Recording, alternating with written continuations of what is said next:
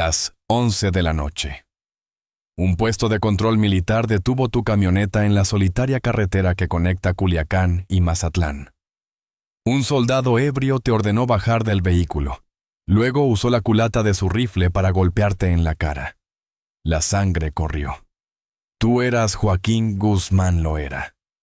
Lo que este soldado no sabía era que acababa de firmar la sentencia de muerte para sí mismo y para toda su unidad.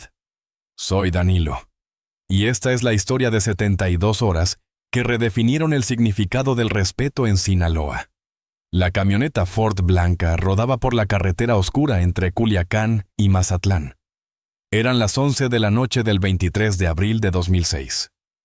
Joaquín Guzmán Loera, también conocido como El Chapo, conducía solo, sin escolta, sin armas idas a la vista.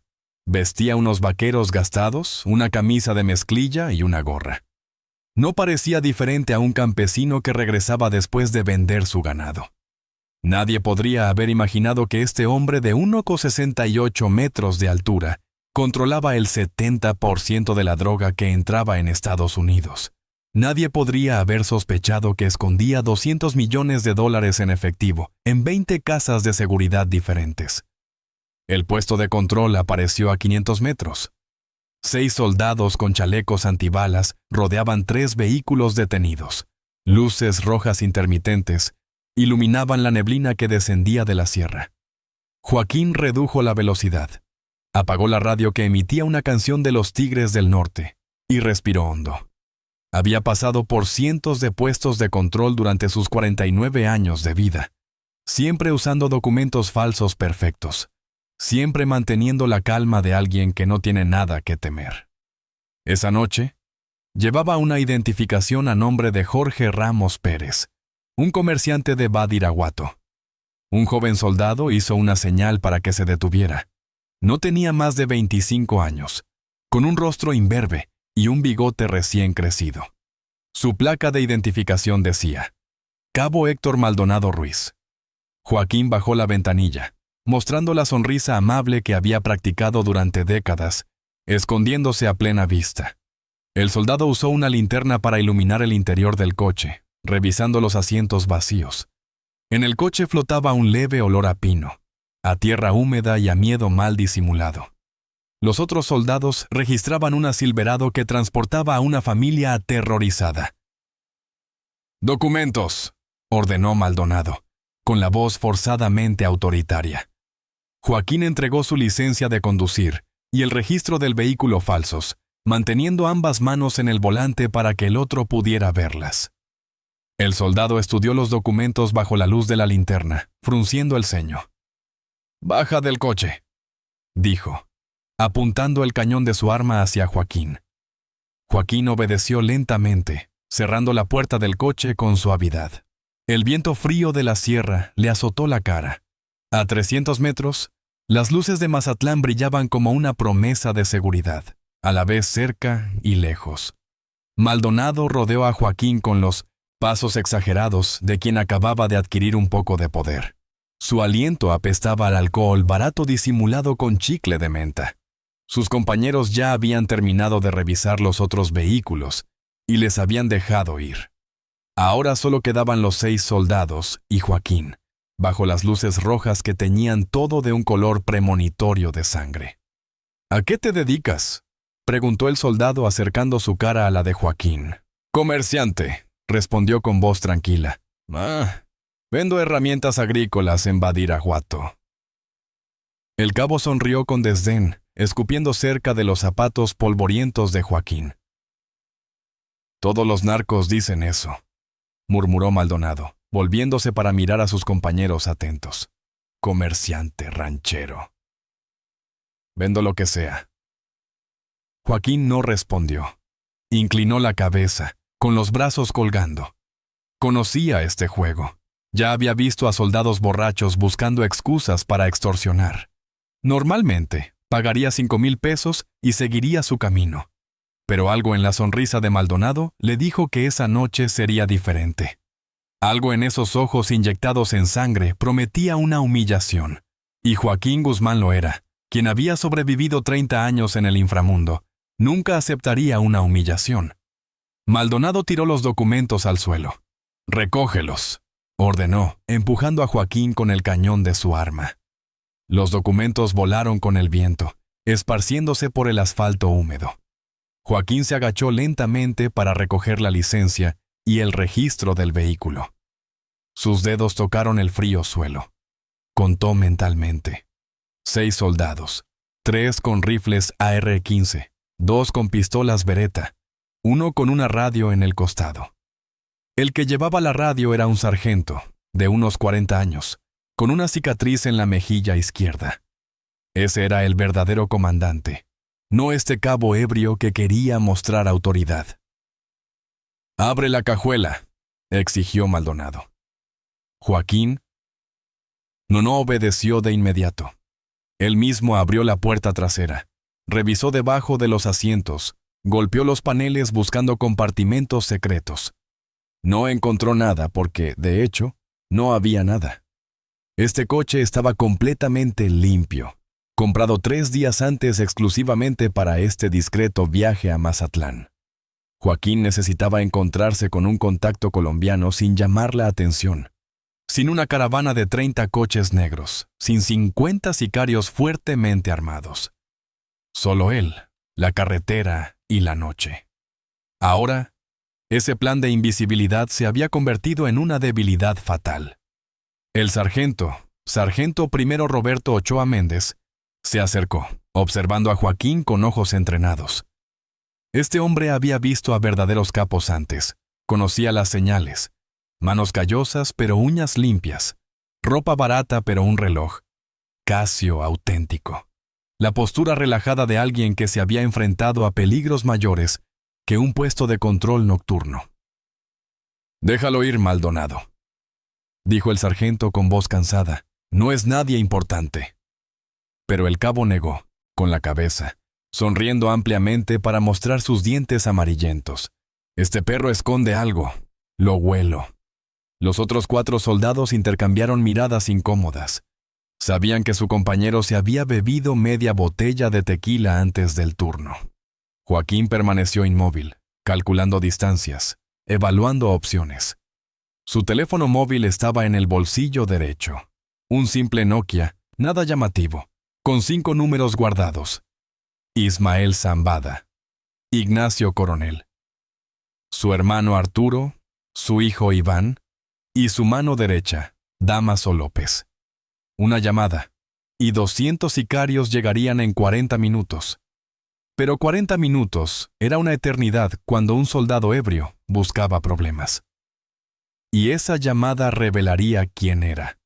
Joaquín Guzmán no había llegado a la cima con imprudencia. Él esperaría, observaría y solo actuaría cuando no hubiera otra opción. Maldonado se acercó a Joaquín, invadiendo su espacio personal. El olor a sudor rancio se mezclaba con el de alcohol barato. «¿Sabes lo que odio de ustedes, narcotraficantes?», susurró, acercándose a su cara. «Creen que pueden comprarlo todo. Creen que están por encima de la ley». Joaquín siguió con la cabeza baja, sin responder. El silencio solo enfureció más al cabo. «¡Te estoy preguntando!», gritó, empujando a Joaquín con ambas manos. Joaquín retrocedió 2 pasos, recuperando el equilibrio. El sargento se adelantó, colocando una mano en el hombro de Maldonado. «Basta», ordenó con voz firme. Pero el cabo apartó la mano de su superior, se dio la vuelta y golpeó a Joaquín con la culata de su rifle. El impacto dio en el pómulo izquierdo, produciendo un sonido seco de madera contra hueso. Joaquín cayó de rodillas, sintiendo un reguero de sangre caliente por la mejilla. El mundo se inclinó, las luces rojas se multiplicaron. Escuchó gritos lejanos, el sargento ordenando a sus compañeros que contuvieran a Maldonado. Pero el daño ya estaba hecho. La sangre del hombre más poderoso de Sinaloa había manchado el asfalto de la carretera Culiacán-Mazatlán. Y esa sangre exigía una respuesta. No por orgullo, no por ego, sino porque en el mundo del narcotráfico, permitir una humillación pública significaba invitar a cientos de otras humillaciones. Joaquín se levantó lentamente, secándose la sangre con el dorso de la mano, mirando por primera vez directamente a los ojos del cabo Maldonado. Y en esa mirada había algo que hizo retroceder al soldado un paso. No era ira, no era miedo, era la fría certeza de alguien que acababa de tomar una decisión irreversible. «Puede irse», dijo el sargento con voz tensa, consciente de que algo había cambiado en el ambiente. Joaquín asintió, se dirigió a su camioneta, subió y encendió el motor. Antes de partir, había grabado cada rostro bajo las luces rojas. 6 hombres que no sabían que acababan de despertar al monstruo más peligroso de México. La camioneta blanca desapareció en la oscuridad, en dirección a Mazatlán. Joaquín conducía con una mano. La otra apretaba un pañuelo contra la herida que no dejaba de sangrar. El pómulo le palpitaba con un dolor sordo, al unísono con el latido acelerado de su corazón. Pasó la señal que indicaba Mazatlán a 20 kilómetros. Las luces de la ciudad costera brillaban adelante como una constelación caída. Necesitaba llegar a su apartamento seguro en la zona dorada, lavar la herida y pensar, pero su mente ya funcionaba de forma automática, calculando, planificando. 30 años de construir un imperio no se lograban con impulsividad. Estacionó en el garaje subterráneo de un edificio de apartamentos frente al mar. Subió las escaleras hasta el piso 12, evitando el ascensor con cámaras. Abrió la puerta del apartamento con la llave que guardaba en su cartera. El lugar olía a aire estancado y a sal marina que se colaba por las ventanas. Mobiliario minimalista, la cocina nunca usada y una vista al Pacífico donde las olas rompían contra el malecón. Joaquín fue directamente al baño. Encendió la luz fluorescente que zumbaba. El reflejo en el espejo mostró la magnitud del daño. Un corte de 5 centímetros de profundidad. La hinchazón ya comenzaba a entrecerrar su ojo izquierdo. Lavó la herida con agua fría. Luego aplicó alcohol, sintiendo un escozor como de fuego. La herida no necesitaba puntos. Había sufrido heridas mucho peores. Una vez, le habían disparado en la pierna en un tiroteo en Guadalajara. Otra vez, casi pierde 2 dedos cuando un laboratorio de metanfetamina explotó. Esto era solo un golpe, solo un poco de sangre, pero su significado iba mucho más allá del daño físico. 6 soldados habían visto a El Chapo Guzmán de rodillas, sangrando, humillado. Si esta historia se filtraba, si llegaba a oídos de los cárteles rivales, su reputación de intocable se desmoronaría. Los hermanos Beltrán Leiva atacarían. Los Zetas verían una debilidad. El imperio que había construido ladrillo a ladrillo caería. Esto ya no era personal. Era la supervivencia de una organización. El respeto, en su mundo, era una moneda más valiosa que los dólares o la cocaína. Se construía con violencia, astucia y un aura de invencibilidad. Esa noche, esa leyenda había sido dañada por un soldado ebrio. Sacó el Nokia de su bolsillo, marcó el primer número. Sonó 2 veces antes de que alguien respondiera, una voz grave y ronca que reconocería en cualquier parte. «Mayo», dijo Joaquín, usando el apodo de Ismael Zambada García, su socio más cercano. «Necesito que vengas a Mazatlán, ahora mismo». No hubo preguntas ni dudas. Ismael conocía ese tono, sabía que significaba una emergencia real. «Salgo en 10 minutos», respondió Ismael y colgó. Joaquín marcó el segundo número. «Nacho», dijo cuando Ignacio Coronel Villarreal respondió. «Reúne a Dámaso, Arturo e Iván. Quiero a todos en Mazatlán antes del amanecer». Silencio al otro lado de la línea. Luego, una voz preocupada sonó. «¿Qué pasó, compadre?» Joaquín tocó su pómulo hinchado, sintiendo la costra de sangre seca. «Cuando llegues te explico», murmuró. «Solo trae tus armas». Se sentó en el sofá frente a la ventana, donde el océano negro se extendía hasta el infinito. Apagó las luces, permitiendo que la oscuridad lo envolviera. Pensó en el cabo Maldonado, en su sonrisa de suficiencia, en el olor a tequila barato. Pensó en los otros 5 soldados que no habían hecho nada para detenerlo. Cómplices por su silencio. En las reglas del inframundo, eso los hacía igual de culpables. Joaquín no sintió ira. Esa emoción era para los novatos. Sintió la fría claridad de quien resuelve un problema de logística. 6 hombres necesitaban desaparecer, pero no podía ser demasiado obvio. No podía parecer una venganza de El Chapo. Eso atraería atención no deseada del gobierno, de la DEA. Tenía que parecer un accidente o una purga interna del ejército o causada por un cártel rival. Su teléfono vibró. Un mensaje de Ismael. Voy en camino con 20 hombres. Joaquín sonrió por primera vez desde que dejó el puesto de control. 20 hombres eran demasiados para 6 soldados, pero Mayo siempre pensaba en grande. Otro mensaje, esta vez de Dámaso López. Llegamos en 2 horas con equipo completo. Joaquín respondió con una sola palabra. Bien.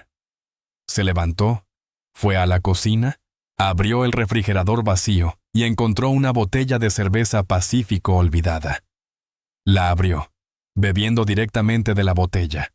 El líquido frío calmó el dolor de su pómulo. Miró por la ventana hacia las luces de Mazatlán, la ciudad que nunca duerme. Eran las 2 de la mañana. En algún lugar de la carretera Culiacán-Mazatlán, 6 soldados terminaban su turno sin saber que sus nombres ya estaban en una lista. El cabo Héctor Maldonado Ruiz probablemente dormía profundamente, soñando con ascensos que nunca obtendría. El sargento Ochoa revisaba los informes, ajeno a que su decisión de no intervenir le costaría todo. Los otros 4 regresaban a su cuartel, besaban a sus esposas, abrazaban a sus hijos. Joaquín Guzmán Loera terminó la cerveza. Tiró la botella vacía a la basura. En las próximas 72 horas, esos 6 hombres serían solo un recuerdo. Y Sinaloa recordaría por qué nadie, absolutamente nadie, podía tocar a El Chapo. Las camionetas negras llegaron al apartamento en Mazatlán a las 4 de la mañana. Ismael El Mayo Zambada García subió primero, seguido por Dámaso López Núñez y Arturo Guzmán Loera, el hermano de Joaquín. Traían consigo el olor de la carretera, el de las armas recién engrasadas y el de una lealtad que no necesitaba explicaciones. Joaquín abrió la puerta antes de que pudieran llamar. Los recibió con los abrazos de hermanos que habían compartido 30 años de guerra. Ismael miró el pómulo hinchado y el ojo amoratado de Joaquín. No dijo nada, no era necesario. Su mandíbula apretada ya decía más que 1000 palabras. Se sentaron alrededor de la mesa del comedor, donde Joaquín había desplegado un mapa de la carretera Culiacán-Mazatlán. Señaló la ubicación exacta del puesto de control, el kilómetro 122. Dámaso, conocido como el licenciado por su título en Derecho, sacó un cuaderno y comenzó a tomar notas con letra pequeña y precisa. ¿Es el ejército?, preguntó Ismael, encendiendo un cigarrillo Marlboro. Joaquín asintió. Zona militar número 6, respondió. Un puesto de control rutinario. 6 tipos, uno borracho buscando problemas. Arturo, el hermano de temperamento volátil, golpeó la mesa con el puño. Hay que quemar ese cuartel, dijo, con la voz temblorosa de ira. Joaquín levantó una mano, un gesto que significaba silencio inmediato. No podemos atacar instalaciones militares, explicó con la paciencia de quien había sobrevivido por su inteligencia, no por impulsividad. Eso traería a todo el ejército aquí. Los estadounidenses enviarían helicópteros, drones, fuerzas especiales. Lo perderíamos todo por una estúpida venganza. Dámaso asintió, entendiendo la lógica. Era el estratega del cártel, el que siempre pensaba en los movimientos y sus consecuencias. Entonces, ¿cuál es tu propuesta?, preguntó. Joaquín se levantó. Fue hacia la ventana, donde el amanecer comenzaba a teñir el océano de naranja y púrpura. Necesitamos que parezca un accidente, dijo sin volverse. O mejor aún, que parezcan víctimas del crimen organizado, pero no nuestro, de los Zetas, de los Beltrán Leiva, de cualquiera menos del cártel de Sinaloa. Ismael exhaló una bocanada de humo hacia el techo, sonriendo con la expresión de un viejo zorro que conocía todos los trucos.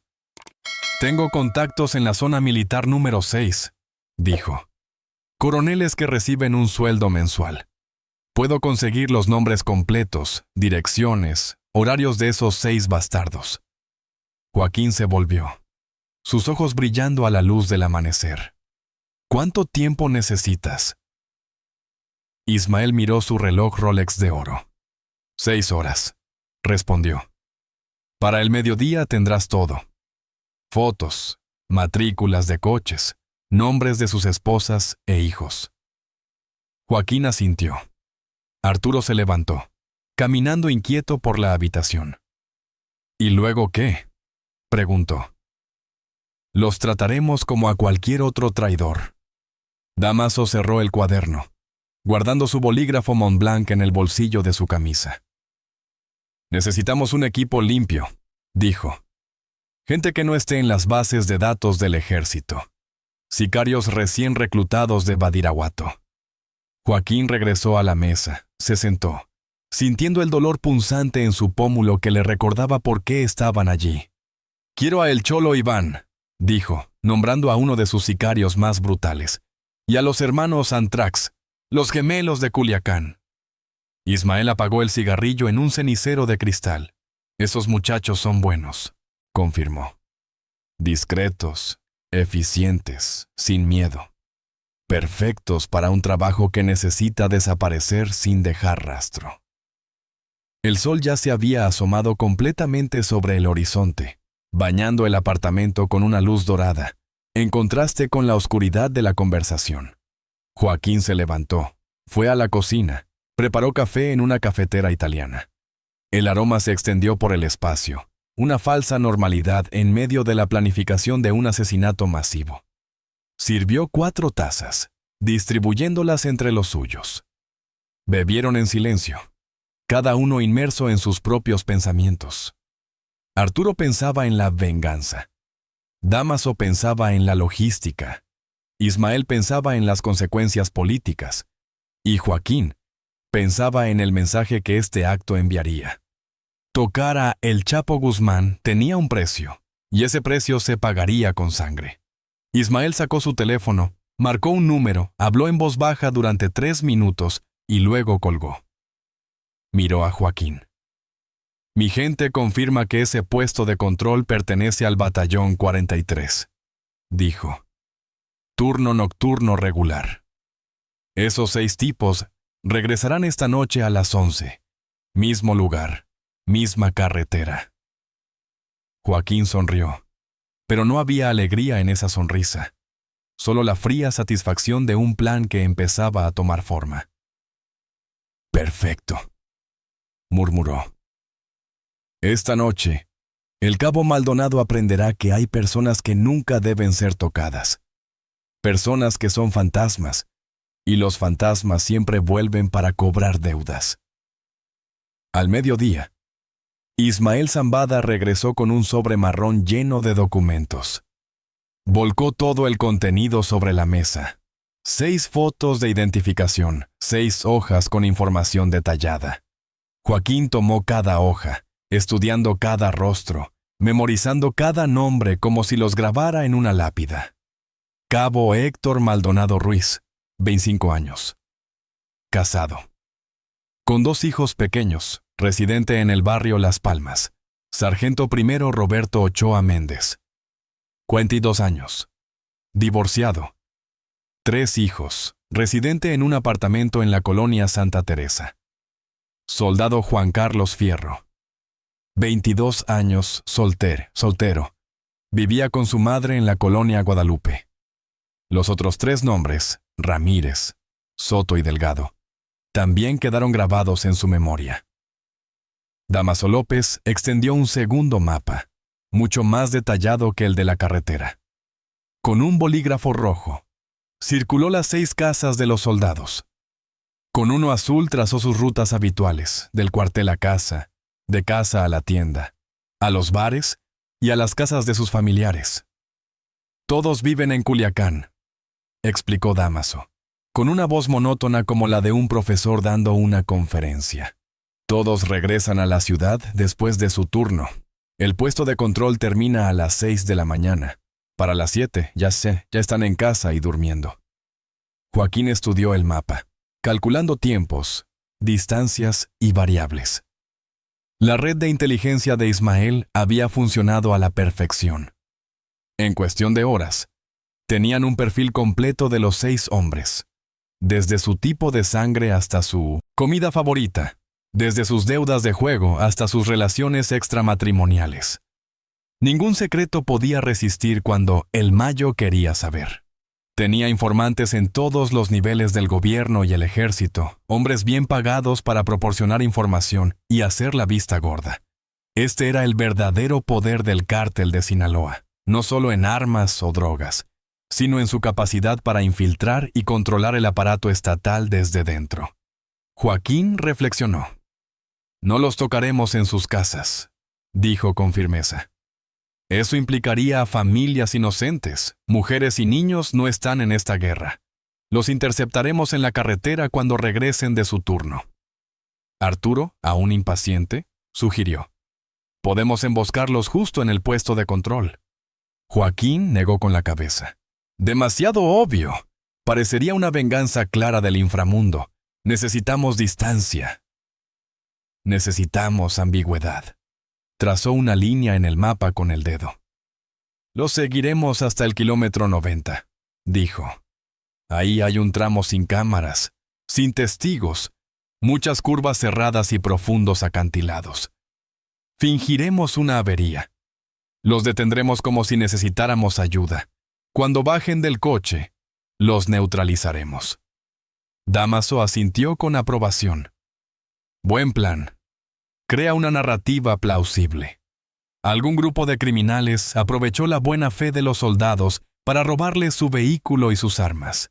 Los investigadores irán por esa línea, no por la nuestra. El silencio envolvió la habitación, solo roto por el zumbido del aire acondicionado. Estaban planificando un acto de guerra, pero lo ejecutaban con la precisión y la meticulosidad de una cirugía. Cada paso estaba calculado para minimizar riesgos y maximizar la efectividad. Joaquín miró por la ventana. Mazatlán vivía a su ritmo. Turistas paseaban por el malecón, vendedores ambulantes ofrecían cocos fríos, niños jugaban en la playa. Un mundo normal, a pocos metros de donde planeaban una masacre. Era la cruda paradoja de la vida de Joaquín.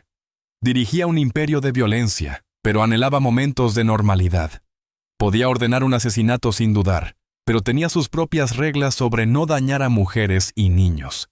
Era una contradicción viviente, un monstruo con códigos.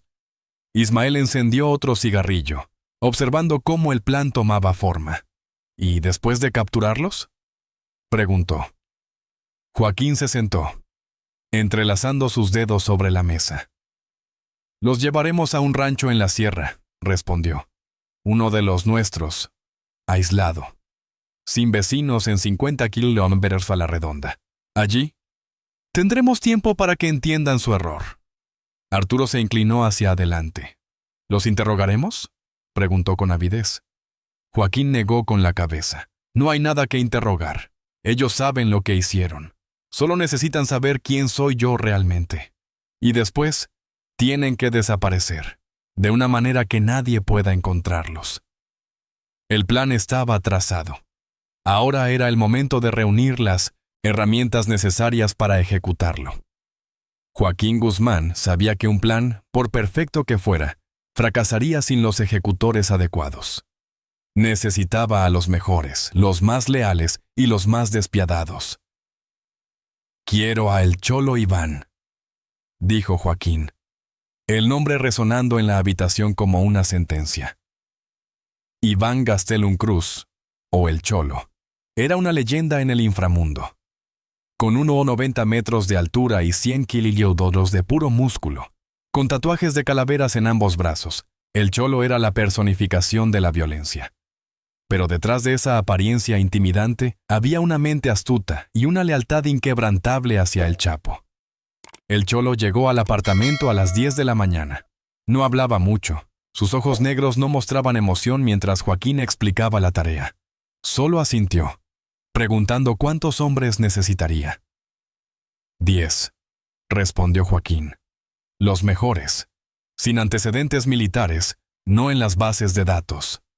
El cholo sacó su teléfono, hizo 5 llamadas breves.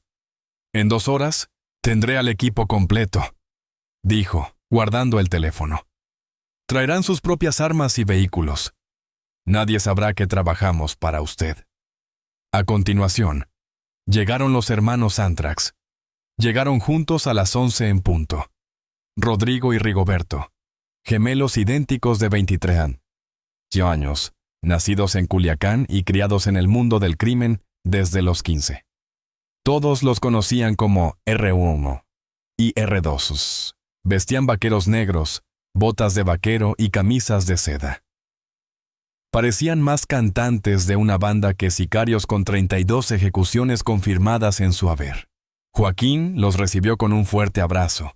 Les ofreció café, pero lo rechazaron, optando en cambio por Coca-Cola, bebiéndola directamente de la botella mientras escuchaban las instrucciones. Sus rostros permanecían impasibles, profesionales. ¿Esto es personal, jefe?, preguntó R1. Joaquín tocó su pómulo aún hinchado. Muy personal, respondió. La combinación de El Cholo y los hermanos Antrax era una elección deliberada. El Cholo era la fuerza bruta, un mazo capaz de romper cualquier obstáculo. Los hermanos Antrax, por otro lado, eran la sofisticación, bisturís capaces de realizar tareas que exigían precisión y silencio absolutos. Eran las 2 caras de la misma moneda de violencia, representando la capacidad de destrucción total del cártel de Sinaloa. Dámaso López, el planificador, observaba a estos sicarios con una fría admiración. Entendía que en su mundo, la violencia era un lenguaje, y estos hombres eran sus maestros. Podían transmitir los mensajes más complejos con una sola bala o un golpe de cuchillo. Joaquín dio las últimas instrucciones. «Quiero una operación limpia», enfatizó. Sin testigos, sin casquillos de bala, sin rastros de sangre en la escena. Deben desaparecer como si nunca hubieran existido. El mundo debe preguntarse qué les pasó. Y la única respuesta que puedan imaginar es que ofendieron a alguna fuerza invisible. El Cholo asintió. Entendido, jefe.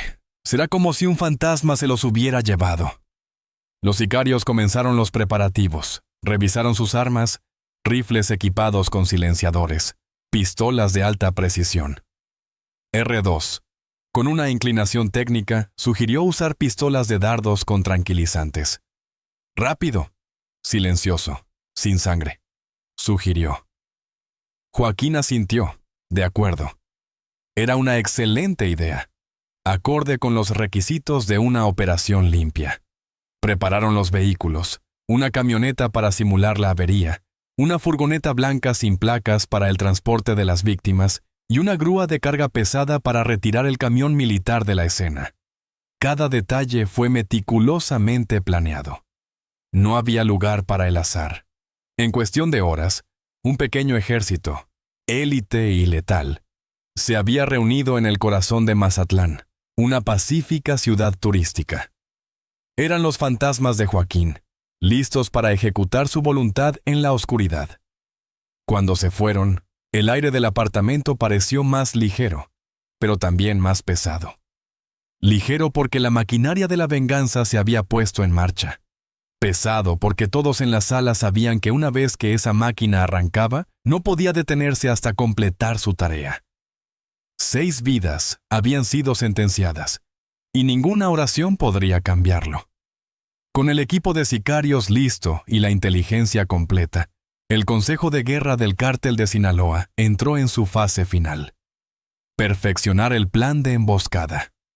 Dámaso López extendió el mapa detallado del kilómetro 90 sobre la mesa. Era un tramo de carretera traicionero, serpenteando por las colinas de la Sierra Madre Occidental. A un lado, un acantilado escarpado. Al otro, un profundo barranco. Sin casas, sin tiendas y, lo más importante, sin cámaras de seguridad. Era un punto ciego perfecto. «Aquí es donde actuaremos», declaró Dámaso, señalando una curva cerrada. «La visibilidad es limitada aquí. Cuando entren en la curva, no verán nuestro vehículo hasta que estén a unas pocas decenas de metros. Tendrán que frenar bruscamente. El cholo Iván, con su vasta experiencia en el campo, asintió. Colocaremos la camioneta justo después de la curva, dijo. Capó abierto, luces de emergencia encendidas. Yo estaré allí, haciendo señas como si necesitara ayuda. Los militares tienden a creerse los buenos. Se detendrán. Ismael Zambada, quien siempre pensaba en los peores escenarios, habló. ¿Y si no se detienen? ¿Y si sospechan y llaman a la base? Joaquín respondió, su voz tan fría como el hielo. Se detendrán. El sargento, Ochoa, es un militar profesional. No abandonará a un ciudadano en apuros, sobre todo cuando tiene 6 soldados completamente armados. Esa es su naturaleza, y esa también será su debilidad fatal. El plan se dividió en 3 fases precisas. Fase 1. La preparación. La camioneta de El Cholo se colocaría estratégicamente.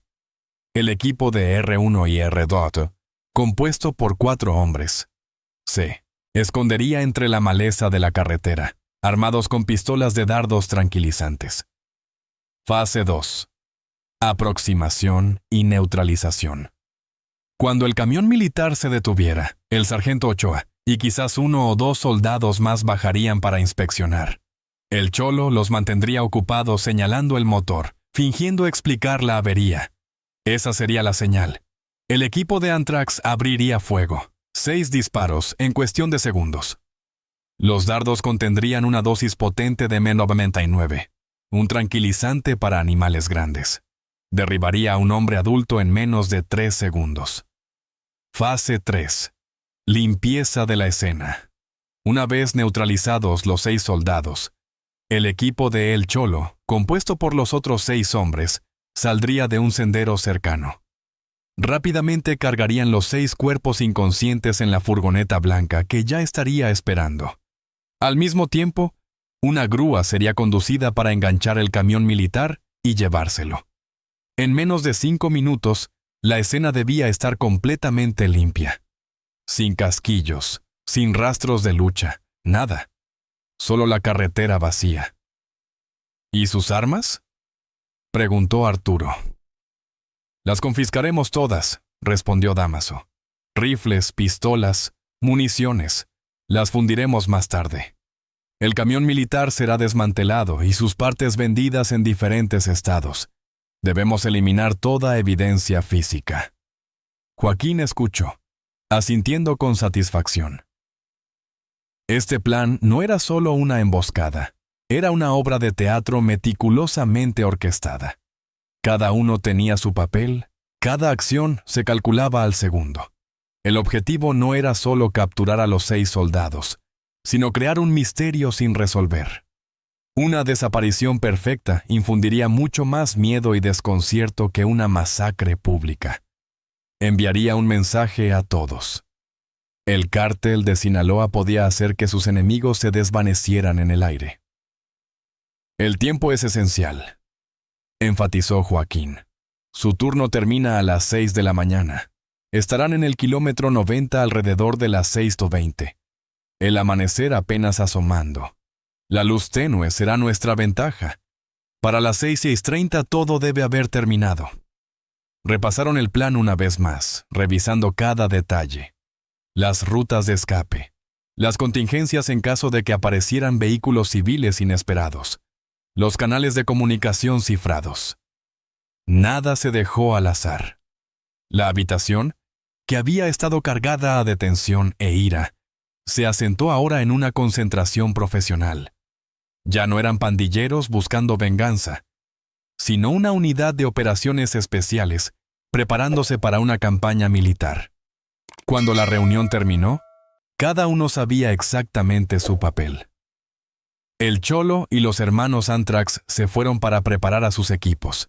Dámaso e Ismael se quedaron para coordinar a distancia. Joaquín, él sería el espectador. Quería presenciar el inicio de la represalia, un recordatorio de que en su mundo El respeto no se otorgaba, se ganaba con sangre. La noche cayó sobre Sinaloa. Joaquín Guzmán se sentó en una Suburban negra, estacionada en una colina a unos 500 metros del puesto de control, en el kilómetro 122. Usaba unos binoculares militares de visión nocturna, transformando la oscuridad en un mundo fantasmal de color verde. A su lado, Ismael Zambada monitoreaba los puntos GPS en un iPad, que mostraban la ubicación de los 3 equipos de asalto. «Todos en posición», dijo Ismael en voz baja. «El Cholo y sus 5 hombres están en el kilómetro 90. Los hermanos Antrax y 4 más en el kilómetro 85 como respaldo. Nosotros aquí supervisando». Joaquín no respondió. Se concentró en la escena que tenía delante.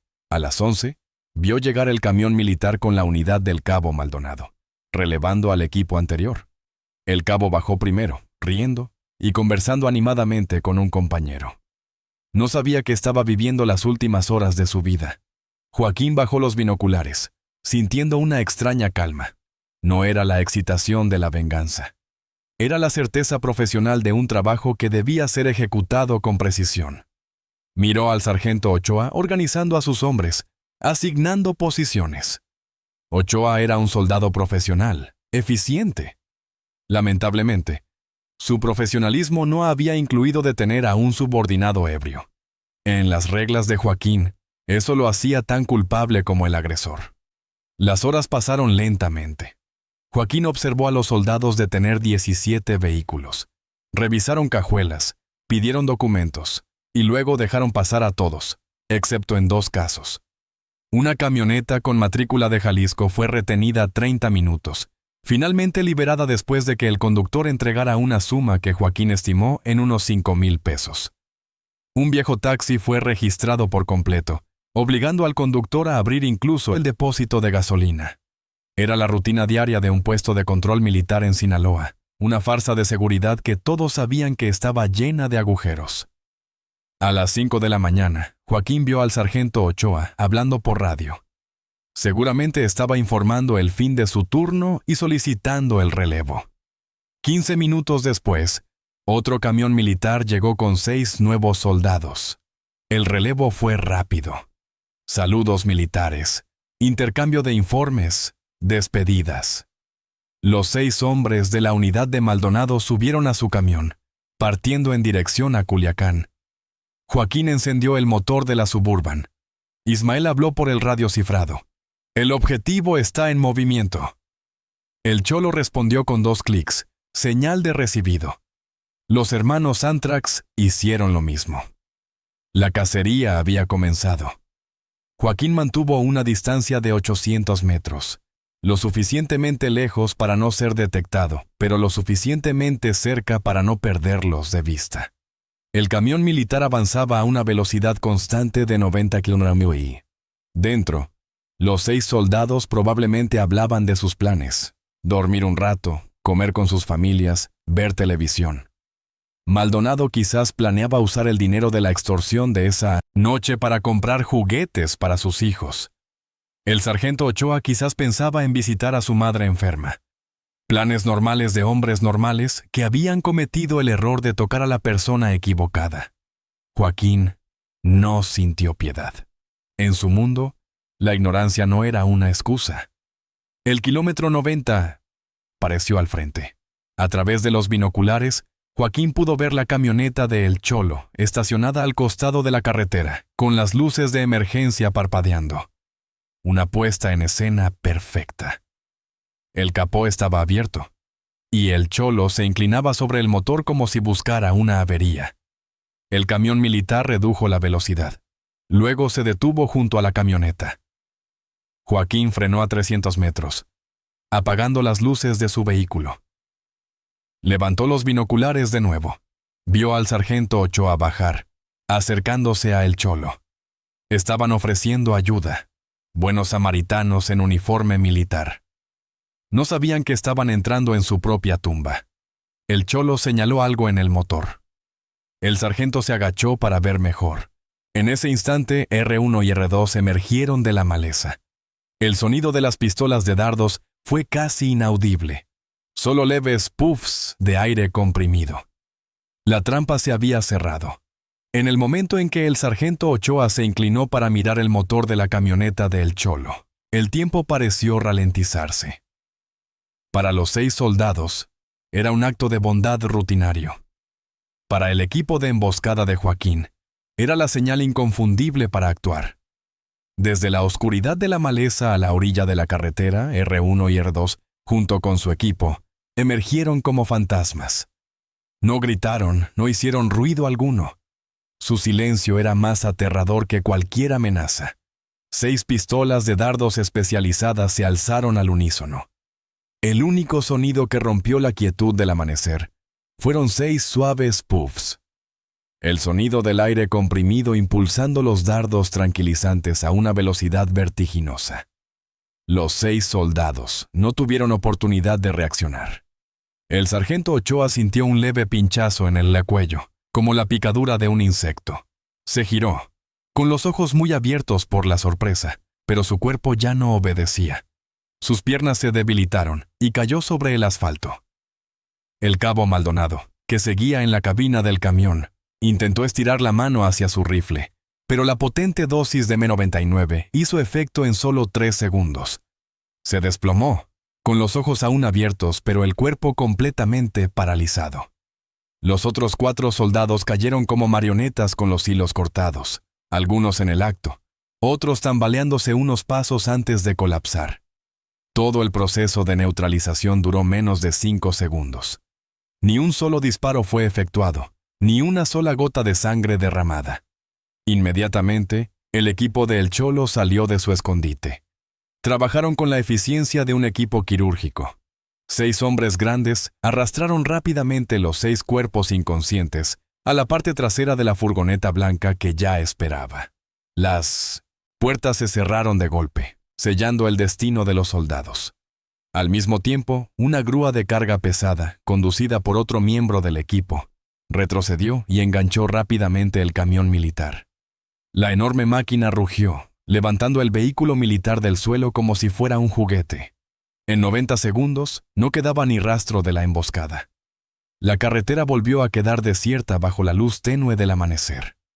La camioneta de El Cholo encendió el motor y partió, seguida por la furgoneta blanca y la grúa que transportaba el botín. Joaquín observó todo desde la distancia a través de los binoculares. No sintió regocijo, solo una fría satisfacción. El plan se había ejecutado a la perfección. Su equipo había demostrado profesionalismo y disciplina absolutos. Esto no era un acto de violencia espontánea de pandilleros, sino una operación meticulosamente calculada, llevada a cabo por profesionales. Ismael Zambada a su lado asintió levemente. «Limpio», murmuró.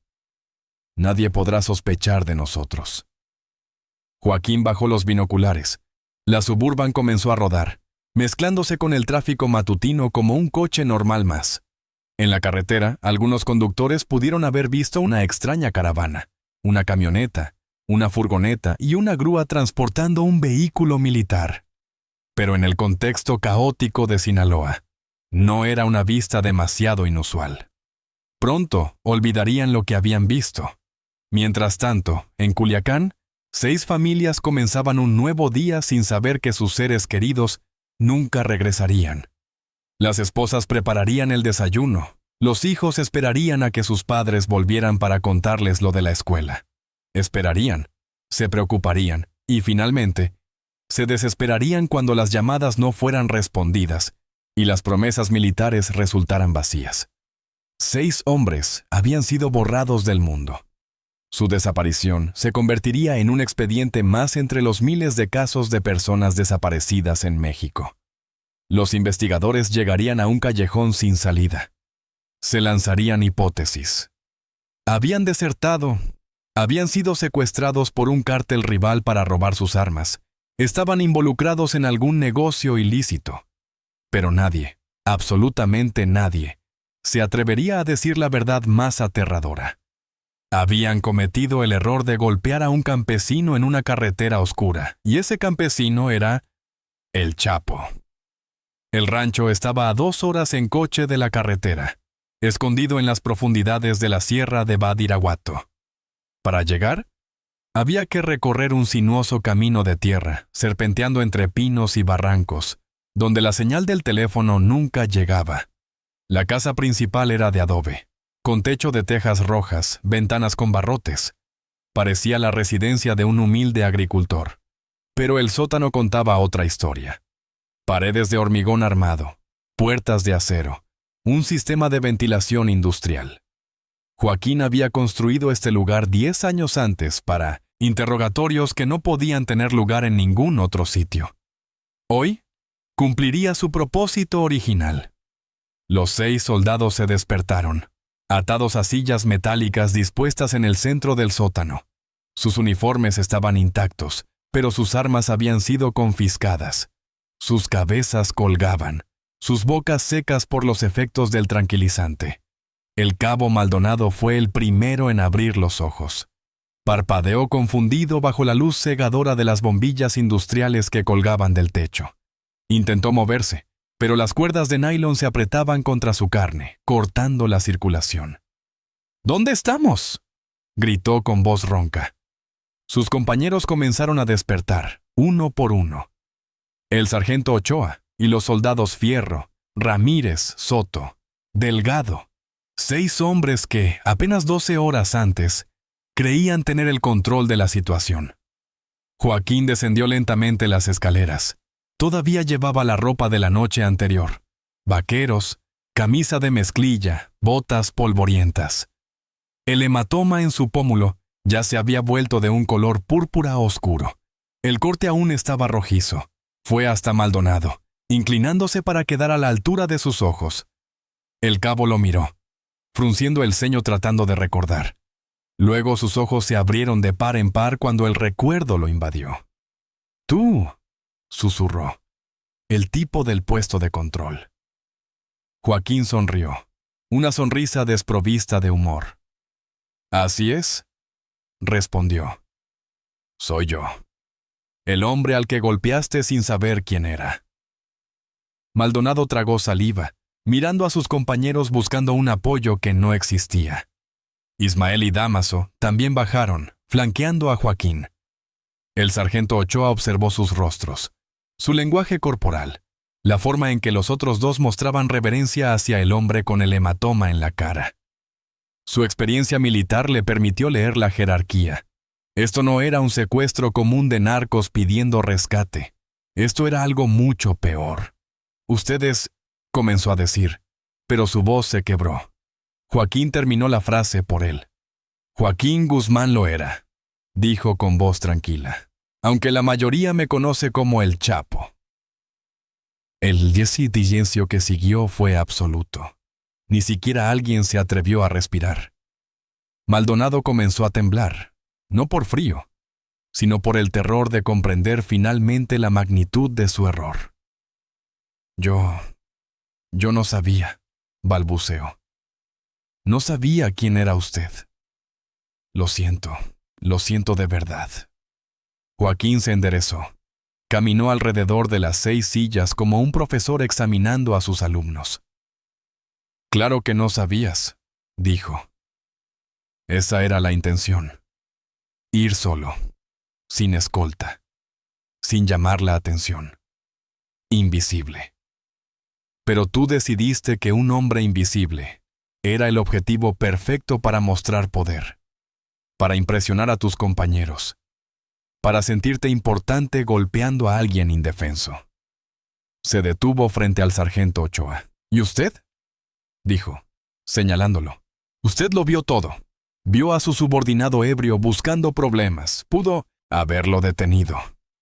Debió haberlo detenido.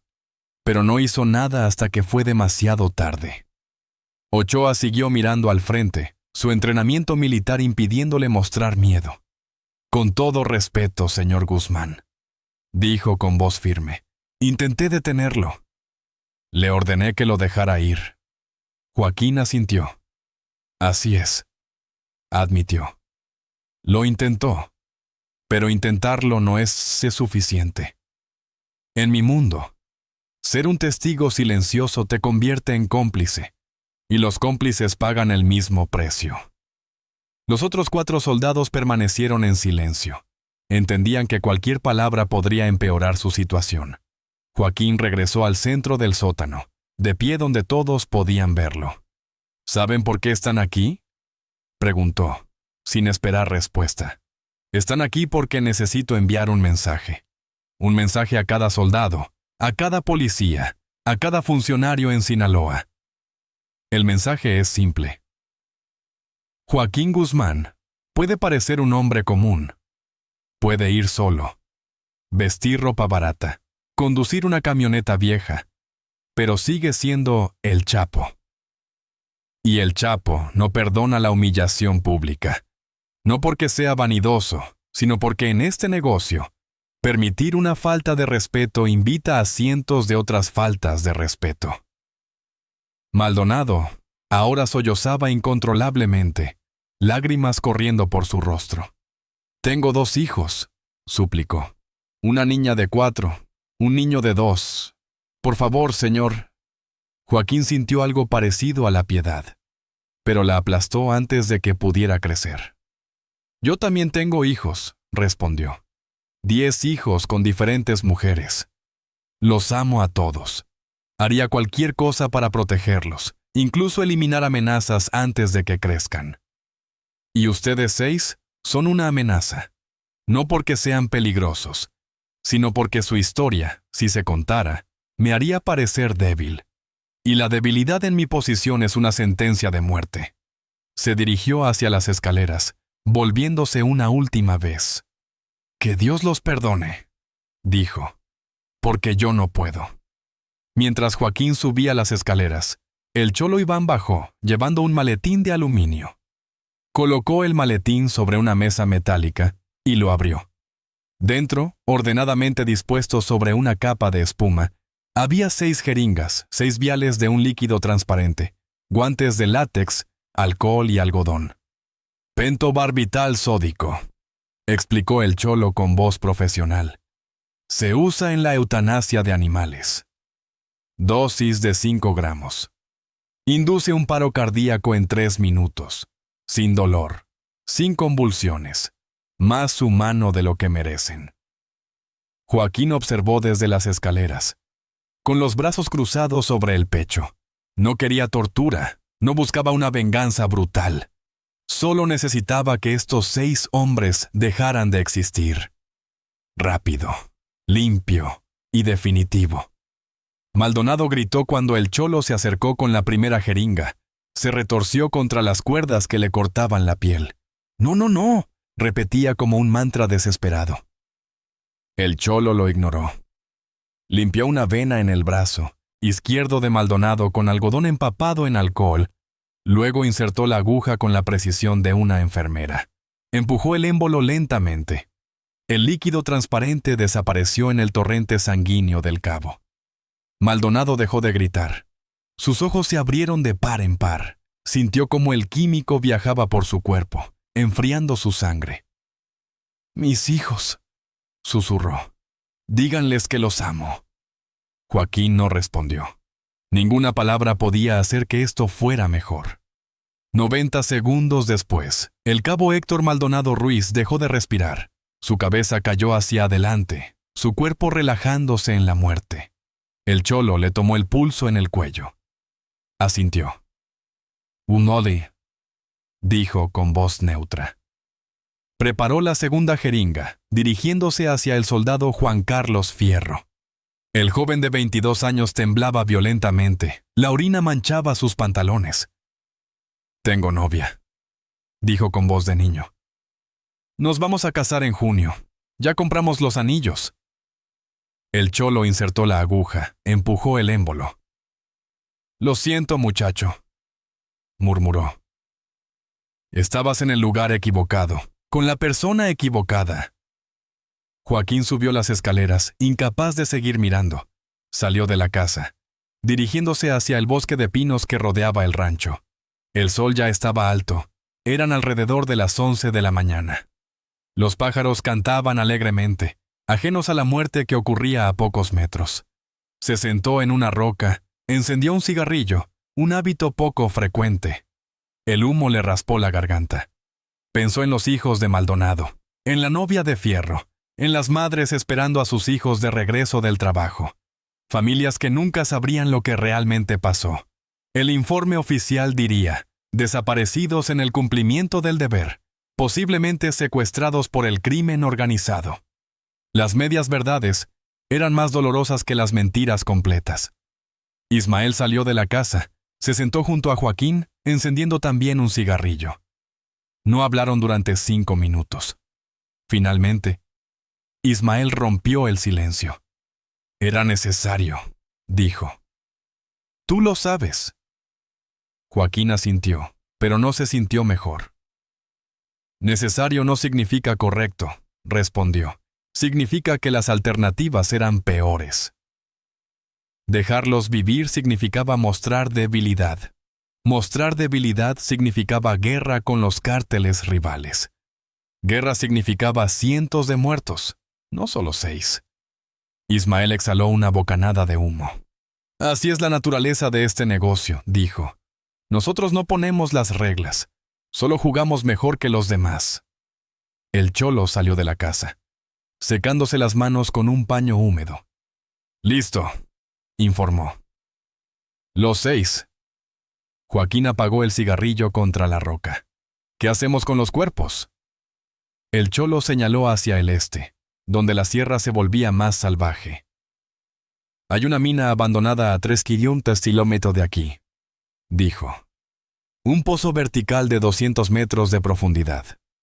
Los arrojaremos allí junto con 50 kilos de cal viva. En 6 meses, no quedará nada más que huesos blancos que nadie podrá encontrar. Joaquín se levantó, sacudiéndose el polvo de los vaqueros. Hazlo, ordenó. Y quema sus uniformes, sus identificaciones, todo, como si nunca hubieran existido. 3 horas después, el trabajo estaba hecho. Los cuerpos habían desaparecido en las entrañas de la tierra. El camión militar había sido desmantelado, sus partes vendidas en 20 ciudades diferentes. Las armas habían sido fundidas, el metal reciclado. No quedaba ninguna evidencia física de lo que había sucedido. Solo quedaban 6 familias en Culiacán, esperando noticias que nunca llegarían. Solo quedaba un hombre con un pómulo amoratado, que sabía que había cruzado una línea sin retorno. La historia del puesto de control se convirtió en una leyenda urbana en Sinaloa. Nadie sabía exactamente lo que había sucedido, pero todos conocían la versión que se susurraba en los bares y mercados. Un soldado había golpeado a El Chapo sin saber quién era. Horas después, 6 militares desaparecieron sin dejar rastro. Y ese miedo consolidó el respeto, asegurando que en las carreteras de Sinaloa nadie se atreviera a tocar al fantasma más peligroso de México. El enfrentamiento en la carretera solitaria había terminado, pero la leyenda apenas comenzaba. Para Joaquín Guzmán, fue un acto necesario para proteger su imperio. Para los 6 soldados, fue el precio a pagar por un error fatal. Bajo la tierra de la sierra, los huesos blancos eran testigos mudos de una ley inmutable. El respeto se construía sobre el miedo. Soy Danilo. Si esta historia de poder y venganza te hizo reflexionar, suscríbete y comparte. A veces, el silencio es más aterrador que los disparos.